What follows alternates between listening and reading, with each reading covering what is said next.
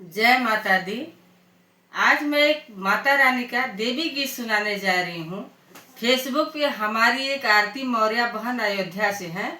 उन्होंने रिक्वेस्ट किया था कि दीदी आप माता रानी का भजन या पचरा सुनाएं, हमको सुनना है।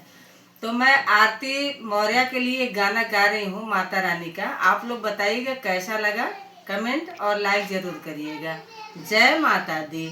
और वैसे भी नवरात्रि आने वाला है, हर भक्त लोग माता रानी की तैयारी में लगे हुए हैं क्योंकि बहुत जल्दी माता रानी का आगमन होने वाला है। जय माता दी। डोली चढ़ी आई मैया हमारे दुआरिया हो, नजरिया भर के ना सेवका कर दर्शनवा हो, नजरिया भर के ना। डोला चढ़ी आई मैया हमारे दुआरिया, मैया हमारे दुआरिया हो, नजरिया भर के ना हो, नजरिया भर के ना।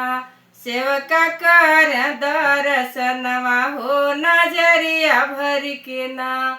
सेवका कर दर्शनवा हो, नजरिया भर के ना।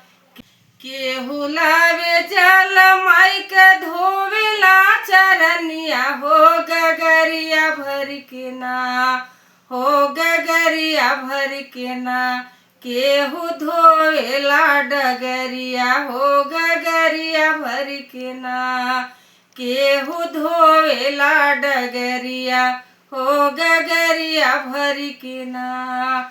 डोला चढ़िया मैया हमारे दुआरिया हो, नजरिया भर के ना हो, नजरिया भर के ना। सेवका कर दर्शनवा हो, नजरिया भर के ना। केहू लाव बेला अड़हुल चंपा और चमेली हो, डलरिया भर के ना हो, डलरिया भर के ना। केहू दामना के डरिया हो, डलरिया भर के ना।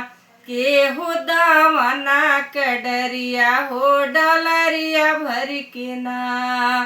डोली चढ़िया मैया हमारे दुआरिया हो, नजरिया भर के ना।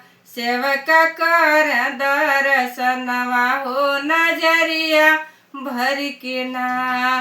केहू साट से नूर मांगे टीकावा चुनरिया हो, कलशवा धई के ना हो, कलशवा धई के ना।